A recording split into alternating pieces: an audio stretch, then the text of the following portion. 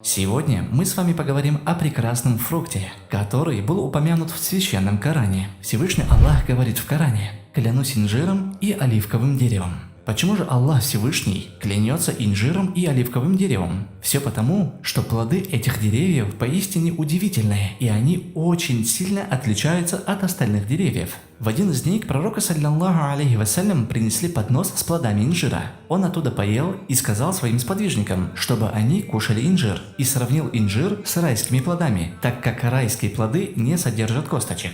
Пророк саллаллаху алейхи вассалям указал на то, что в инжире огромная польза, и сказал: «Кушайте, воистину он полезен при геморрое, а также помогает при подагре и артрите». Вы представляете себе, дорогие братья и сестры, какие же это удивительные фрукты. Мне кажется, мало кто обращал внимание на инжир до сегодняшнего дня. Однако оливки и оливковое масло можно встретить почти на каждой кухне. Также пророк, да благословит его Аллах и приветствует, сказал, что очень качественный и хороший мисвак, сивак, сделан из дерева инжира. Он также добавил, что сивак из дерева инжира освежает рот, сохраняет зубы от порчи и удаляет зубной камень. Также он сказал, что такой сивак был у него и у пророков, алейхиссалям, которые были до него. Наверняка вам не терпится узнать, чем же полезен инжир, на что он влияет. Когда-нибудь в нашей жизни это может пригодиться, братья и сестры. Сейчас я вам расскажу о его полезных свойствах. Слушайте внимательно. Может быть, вы знаете, что изюм содержит большую энергетическую ценность. Однако инжир превосходит энергетическую ценность изюма во много раз. Инжир содержит важные для организма жирные кислоты, такие как омега-3 и омега-6, которые необходимы организму человека для здорового функционирования сердечно-сосудистой, мозговой и нервной деятельности человека.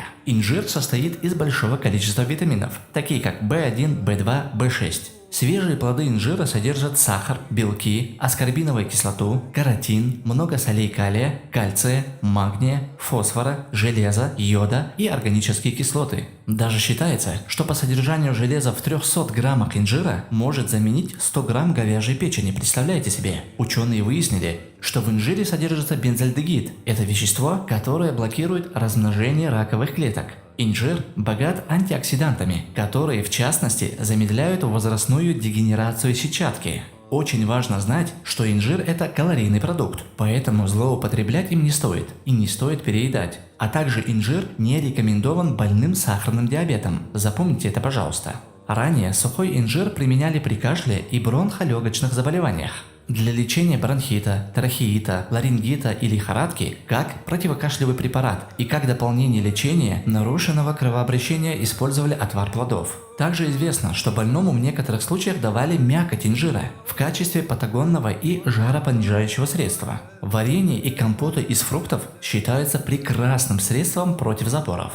Также инжир используется как средство против лихорадки и как смягчающее средство при бронхите использовали сироп из плодов. Теплые компрессы из инжира, сваренного на воде или молоке, использовали при устранении некоторых видов фурункулов, небольших абсцессов и несерьезных ожогов. Считается, что млечным соком инжира можно беспрепятственно удалить мозоли и бородавки. Японскими исследователями из плодов инжира получен противоопухолевый препарат, благодаря в своем составе наличию особого вещества бензойного альдегида.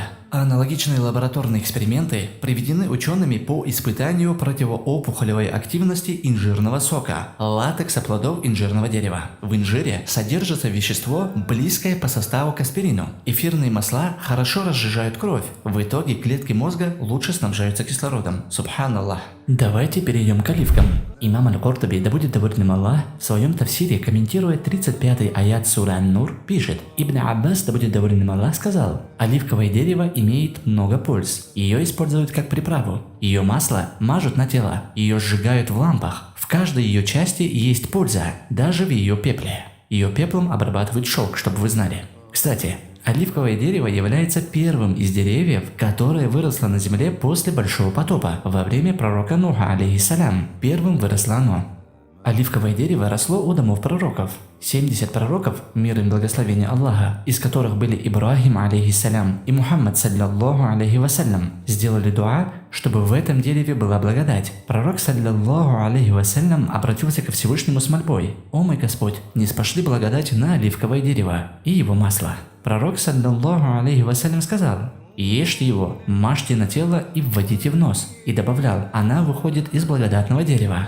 В другом хадисе сказано: употребляйте оливковое масло, ешьте его, мажьте, оно помогает при геморрое. В хадисе, переданном от Абу Хурайры, да будет доволен им Аллах, говорится: ешьте оливковое масло и мажьте его на тело. Поистине, в нем есть исцеление от 70 болезней, одним из которых является проказа. Доктор Абдуррахман Харис в своей книге пишет: оливковое масло смягчает кожу, помогает при сахарном диабете. При сахарном диабете его используют следующим образом: по 2 столовые ложки утром и вечером. К нему также можно добавить лимонный сок. При запорах используют по 1 столовой ложке утром и вечером до еды. При рахите и малокровии его мажут на тело детей. При болях в животе у детей его мажут на живот, массируя по 5-10 минут.